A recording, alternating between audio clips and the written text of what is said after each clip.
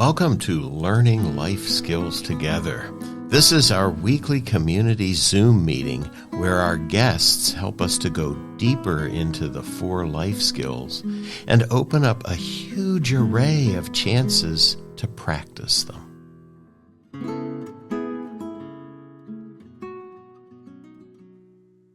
Hello, everyone. This is number 102 in the Learning Life Skills Together weekly Zoom meetings. And I am here today with Cierra Walker, who is active in recovery and the development of community spaces. And that sounds like a little mouthful, and I'm going to let her unpack that for you. But first, let's get ourselves sort of ready to listen and to take in what might be said. So, if you'd like, you could close your eyes. That is, if you're in a place where you could do that. If you're listening to this in your car, please don't close your eyes. Just closing your eyes and feeling the very fact of your being where you are. Feeling your feet where they're set. Feeling your buttocks perhaps where they're set. Maybe where your back is. Maybe feeling how you're holding your hands right now.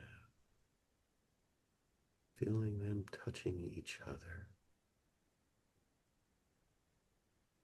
And maybe you could notice that wherever it is that you are being held there by gravity. And so there's not a lot of effort that you need to put into being where you are. Maybe you can even allow yourself to settle. Maybe some muscles don't have to work quite as much as they're working right now. Is it possible to sit the way you are or stand the way you are with a little more softness? Just letting yourself be right where you are.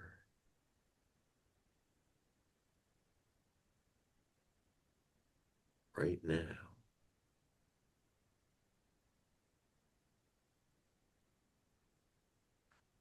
Maybe you notice that breathing is happening. And you could let that be part of your moment by moment experience. Just sitting and breathing.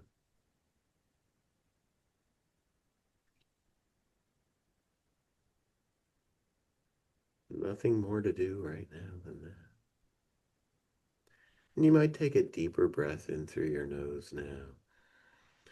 Let it out through your mouth. And if your eyes have been closed, you could think about opening them and see if that happens. Maybe you open them. And so, Cierra, I can't ask our audience how that was for them, but I can ask you. So, how was that for you? A breath of fresh air. I honestly could have just listened to you do that for the duration of the podcast, and I would have been happy. I particularly enjoy the focus on the muscle relaxation and Mm-hmm. just I love when we take that deep breath and suddenly our shoulders drop a little more, or Mm. I can feel areas of my back side kind of pop a little bit, which I don't think they should pop, but they do, and it feels nice when they It's do. okay. And You I needed to do love that, right? Yeah, Yeah. absolutely. I love the invitation of just being where you are. And is that enough? And the answer being, well, yes, Right now it is. Yeah. right now. I am enough right Just what's now. needed. Yeah. Yeah. So, and it's always now. I mean, that's Always now. The power of it. Yeah. You have Yeah. nothing else but right now. So there's the first of our four skills that we'll talk Mm, about is the being present to ourselves, yeah, knowing what's going on around us and with us and how those two interact, yeah, right? So I'd like for you to talk a little bit about this idea of being active in recovery and the development of community spaces. Can you, that means something to you. So I'd like to uh, hear it from you. thank you. Thank you for asking. Um, I myself, I am a person in long-term recovery. I have been in recovery since 2014. I was just 24 years old. I'll do the math for you. I'm 36 now, and I was graced with what I consider a new lease on life very early on. And I have taken to the last 12 years of really understanding what it means to have a servant heart and what it means to take the information that I have been so freely given and what it is like to want to give that to others. Um, and it is something that I believe at the core that really drives what feels like a contented life for me. Hmm. Contented. You I was going to contented. use the word successful, but I'm trying to wean that out. So, contented life for me. Yeah. And so, what I do is I have the honor of being able to provide coaching to individuals who are in some form of process with understanding their relationship to substance use. And what that means is I have worked with individuals who are still actively using drugs who are interested in just understanding why their relationship is the way that it is with substances.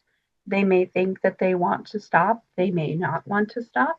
They might have questions about recovery themselves. They might have questions about harm reduction or moderation or abstinence. Um, but what I have found is that they still want to show up and do some kind of work for themselves. So Hmm. I have walked with them as well.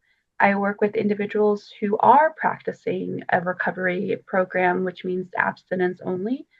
So they may be in a program of some kind, or I have seen people individually where they may be going to a 12-step program, or maybe they're doing therapy. Maybe they are now living life a little differently in terms of a physical regimen that is something that is important to them or someone who is more active in their church. I don't really abide by one fits all because it doesn't. Hmm. Yeah. And Yeah. not in any sense of the word, healing doesn't one fit all. And I have been given the gift of being able to walk with many people and learn with from many of them as to like what that actually means. And it really comes down to, for me and from others that I've heard, is that our addictions are a disconnection. We have Hmm. disconnected from ourselves, life, nature, our family, our friends. We have been disconnected for some reason, whether it is because we live in systems that are oppressive to us or marginalize us. We have family systems that have been traumatic. We have endured a lot of grief or anything else that has taken us to a moment where we feel that we are not able to meet life where it is because we have been kind of unable to move forward for whatever reason. And I work with people from that angle. So when we talk about this idea of how does recovery and community coincide, we are kind of then coming to the question of, well, when we talk about addiction, do we talk about belonging? Do we talk about what Hmm. the loss of belonging does? Do we talk about what the loss of our ancestral wisdom does? Do we talk about the loss of what it means to have communities diminish or traditions or cultural values diminish? are we able to talk about what does it mean to have a lack of connection with land and nature, and how has that impacted our addictions? So for me, when I talk about recovery, I really like this whole systemic approach, and I don't mean systemic in terms of social or political, but I mean this holistic, something Hmm. I have been calling socio-spiritual sort of system that we have disconnected from. Yeah, I'm hearing that in, particularly in the nature Mm, part of what you're talking about, the land, are being removed from the land. That's one of the one of the things that we talk about in learning life skills mm, together is the idea of being in nature as being a way of being in connection, you know. mm-hmm, So it starts right at the very beginning of what we're putting out there. We're saying the first skill, the basic skill that you are hoping to share with your kids is one of paying attention to the absolutely, world and how it makes us feel. You know, absolutely. and when we can feel like we're resonating with our world, that is just so wonderful. Mm-hmm, It leads us into the next thing, which is how do we work with our emotions? mm, And so, in some sense, being able to be in touch with our world. And I'm going to go with the natural world right now and just that say, sounds great. because that's something that always helps me to get back into balance. If I can get outside and see the sky and Mm, maybe see a tree and some water or hear a bird singing, the world changes, you know? it does. It, It it, shifts. it's really a big shift. And so we talk about that, that capacity for us to work with our emotional states um, as having to do with awe and beauty. Mm, That's the connection that we make. And so we say, when you're listening to a piece of music that you love, you're making a connection. I mean, it's going back to that paying attention. How do I feel? The whole piece starts to come together, you know? And so driving it along, I want to say that the thing that we're talking about right now in most of our community meetings is the idea of belonging, mm, is the idea of how do we connect with others, because there's a skill there. mm, There's a skill to be able to talk about the things that matter. We're a society, for want of a better term, that is really good at talking about things that don't matter and not yes. good at Yes. talking about Oh the my things gosh, that yes. do matter, you know. And so to be able to tap into that, I know who I am, I know what I'm feeling right now, and I know that this is what I need right now. We sort Mm-hmm, of we scrape it all the way to the back of the griddle and say, what is it that people need to understand about themselves? What is it that a child, a 3-year-old, say, needs to understand about themselves and be able to communicate mm-hmm, how I'm feeling and what do I need? absolutely. So if I'm feeling disturbed, if I'm out of kilter, what's going on with me? And do I understand what I need? We Yeah. can scream on the floor when we're 3 if we don't understand what we need and can't ask for it. Absolutely. I would And, also love to add, too, if you wouldn't mind, to that, this idea of the introduction of grace into that process. mm, And when we talk about grace, we are talking about the room for mistakes, knowing that when we talk about repair and conflict and getting back to each other, that actually is the space where intimacy is created. So the idea that we allow those emotions to flow and we get back to that sort of top ground together where we're feeling maybe more balanced, but the intimacy is created in that middle piece of it. And so allowing that to be, just understanding we are messy, we are working this out together. Yeah. No, that's exactly it. We are born into relationship. One of my mentors always said we are born into relationship. And you know what? When the relationship is messy and you stay in the mess, Mm, that's when things are resolved and we grow together. absolutely. That's how we build relationship and how we build community. We don't build it by saying, you know what, ding dong, you're wrong. Mm-hmm. I'm moving on. That doesn't Right. do anything for us. No, the cutoff, the cancel culture is very, very prevalent right now, and Hmm. not, yeah, and not having a relational understanding of what does it actually mean to sit in that conflict and repair it together to move forward is something that I worry is like disappearing from language, is how it feels a lot of the ways that we communicate too, maybe over social media or digitally, and it feels like a constant discourse, but what does it actually mean to remain in conversation and remain curious while also holding space for like my own boundaries, my own needs for safety, but to remain curious and have that innate trust that, hey, we might actually be able to move with each other Hmm. on this. What a Yeah. concept. And so, the child and the carer,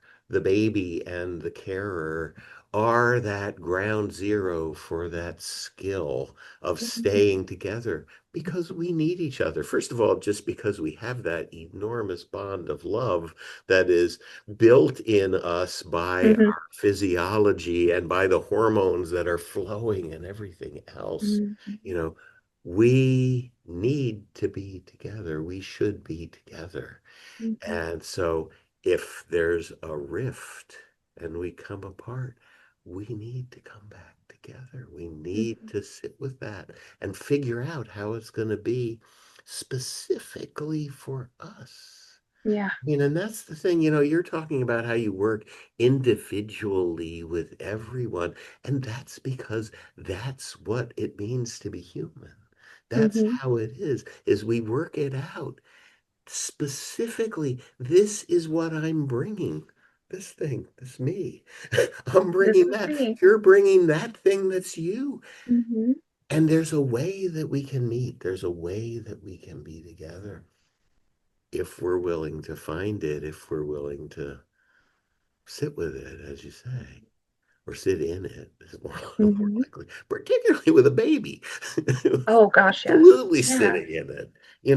And so if we take that as how we work as humans and we spin it out to how we work with others, to how we work with other communities, to how we try to, bring people together. Mm-hmm. It's all absolutely in the moment. These people, this thing, what do we have to talk about? Just like this conversation, right? Mm-hmm. Yeah. I mean, this is the deal. This is the deal. So for us, this idea of belonging is actually an activity. Mm-hmm. So the skill is the capacity to effectively communicate, for which we need to understand what it is that we're up to, what it is that we need in the moment. And if we get good at that, what we also get good at is understanding what the other person might need too. Mm-hmm. What might be up with them. And you can see that played out in the world, with successful people, right? They understand, oh, this is where I'm headed. This is what I need. And they could come along because what they need is this. And here's Hmm. how we could work it. And, we're really lacking in that, frankly, right now, in our whole social understanding of ourselves. Right. I think something that you're hitting on that's so important is this idea of what does it actually mean to ask myself what I need? But even fundamentally, in my experience, is do I know that it's okay to have needs? Do Yeah. I know that it's okay to be asked to be taken care of, whether by myself or someone else? A lot of the way that we live, particularly with folks who care for others, we're not always first. And we may not be able to actually have our needs being met, in every single particular moment that we're in. So there might be Yeah. a mindset of it might be selfish for me to have needs, or my need conflicts with this person's need right now, and maybe not feeling like we know how to find middle ground. So Mm. the inner work that starts from there is, do I know it's okay that I need something, and do I know who to ask? And so there's Yeah. a safety element that comes with that as well, of being in our own bodies, of knowing I am worth asking for care, and I am worth um, being able to be shown up for. Like, it's okay for me to receive that. And I think that a lot of the time, at least personally, I've been someone who's had to journey to understand that it's okay to receive care. And I love a good cliche, and I love a good affirmation. Uh-huh. And I just do. I am a word Yeah. person. Yeah. And on, if I can share just like a tip that I do when I find a new affirmation, or I find a quote that just gives me that like lifted feeling, I take a dry erase marker and I write it on my mirrors in my house. And then Mm. so when I go to the restroom or I'm leaving my house, I see this affirmation on my mirror and I take this mantra with me throughout my day or however long I leave it up to remind myself. And the one that I'm currently working on right now is, you are worthy right now. You are enough right now. So Mm. I have found that those little reframes, those little moments where we take that 5 seconds just for ourselves to maybe add something a little differently in our cluttered minds, our minds that are moving so quickly, it feels silly, but after a while, you're going to walk around maybe a few days, a few weeks later, and it's going to pop into your head, and you're going to say, well, you know what? I think I'm enough. And I think I can ask, and I think I can know that it's okay to Mm. need. Um, Yeah. so those are, yeah, that is something I was just thinking I of. think I think I can ask. I think Don't I we can ask. want that Yeah. for the kids? Yes. Absolutely. Isn't that it in a nutshell, man? It's a Yeah. beautiful instilling for sure. Knowing Yeah. that it's okay to ask, knowing that it's okay to have needs. And like we were talking about, it's like it starts with us first. We do that mirror process. But what a beautiful thing for a child to know that they can need something and that Yeah. they can ask And for they it. can ask for it. Yeah. And even that you're the one they can ask is That what you're safe enough to ask. you're the one that they can You're the one. ask. Isn't that what we're attempting all the time with the ones we care about and for, Hmm. as I like to put it that I way, like so we that. don't get into just parents, because Right, it's not just parents at all. right. It's about that culture building. A lot of times when we think of culture, we think of larger systems. But within our own systems of relationships and our dynamics, family, friends, partners, carers, we have a culture. And we actually have the power to build that culture together. So Hmm. what would it look like to take that into our own minds and hearts? What would it look like to say, this culture in our house or in our relationship is one of trust. This is one where we believe in repair. This is one where we believe that you should take care of yourself first. What does it mean to have the ability to build culture with each other? And how do we take back that autonomy, and how do we do that together? I don't know about you, but so often I feel dragged around sometimes when I enter different spaces because I don't know how things are functioning. Right. Well, exactly. I don't know Yeah. what the We norm that's is. our first job is I to don't figure know. out Yeah. what's going on. And How does this work? what if we took out the guessing game?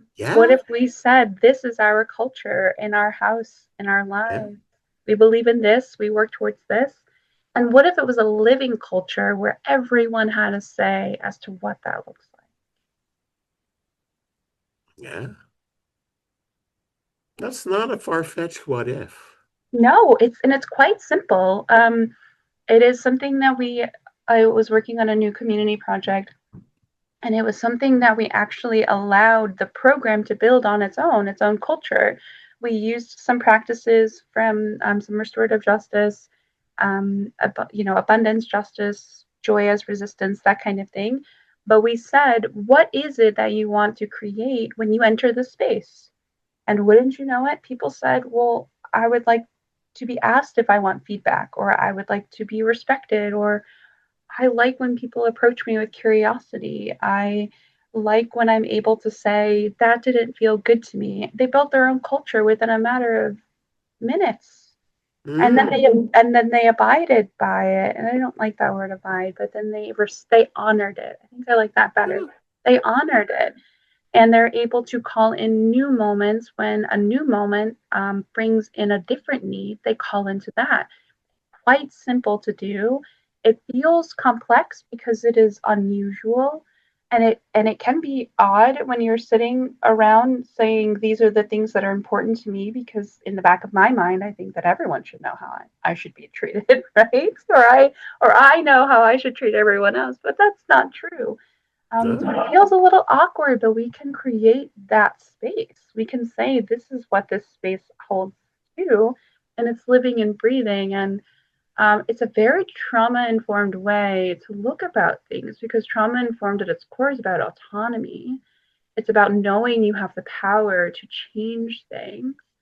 And so, if we're talking about prevention or the before of those moments, knowing and giving someone the power of knowing you have the right to say how the space is governed, you have the right to say how you want to be treated, and give that into our little hands, and people flourish. It's really wonderful. It can be messy, and you have a few moments where you're feeling very awkward, but there's a freeness and a connectivity afterwards that I believe is unmatched and can be uncommon, and it's very beautiful. Well, that is a beautiful statement. It's interesting, this idea of we want to live a life that doesn't have resistance. We Mm, want to move from the next thing to the next thing to the next thing. mm, That's what we're being sold constantly, absolutely. aren't we? And when there are other people, it don't work that way. It doesn't. And Yeah, so the fact that you're saying, let's accept that it's going to be messy I love is mess. essentially what you're saying. It It's is going to be messy. messy. And like that baby and carer, it's going to result in a stronger and stronger tie. And we get into this every now and then in our talks about what's happening scientifically with us. And so what those rifts and repairs of, the baby and the carer are building things in the brains of both of them that Mhm, help them to come into that shared space. I'm going to say it that way. mhm. That shared space where they know what's going on, so they can exist in that way together in a calm way, in a way where we can, as I think I used the word earlier, flourish, because that's Absolutely. ultimately what we want for our kids. And it And builds a lot of, and I don't want to jump ahead, but it also builds stress tolerance. yeah, Because if we are building from the beginning that we are maybe in a moment where we are becoming right together and it feels uncomfortable and uncertain, but trusting and knowing that we can get there together. And you ultimately That's will it. build someone who trusts and knows that they can get there themselves as well. Yeah. So when we have these situations that come up and we maybe say, well, I don't know what's going on, but I know that we can maybe do this together, or I trust that I can hold myself through this. We build the ability to be in stressful situations because we have this knowledge that's been instilled in us that it a resolution can be found and we can find okay again. We can find okay again. Yeah. So as we end our conversations here at Learning Life Skills Together, we ask the guest for a word of wisdom or a watchword. And I What? think you're sort of narrowing in on one. I was hearing that happen. So A watchword. My goodness. I'm good at one word things. I'm going to try my it best. doesn't have to be one word. A watchword can be a phrase. I think I'm going to choose the phrase remaining soft. Ooh, So practicing, because that's kind of what I've been getting from the way that we've been talking with each other. yeah.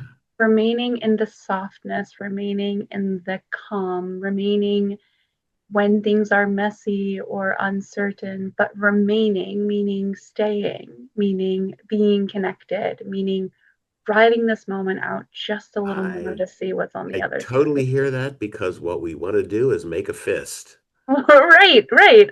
I enjoy, yes, exactly. Yes, so Oh, let's stay soft. what does it mean to unclench? Yeah, Drop your that's shoulders. that's it.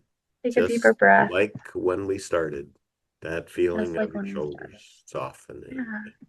Perfect. Well, thank you so much, Thank you so Sierra. much It's for been having me. great talking with you. I look forward to talking with you again Yes, sometime soon. that sounds wonderful. Thank you.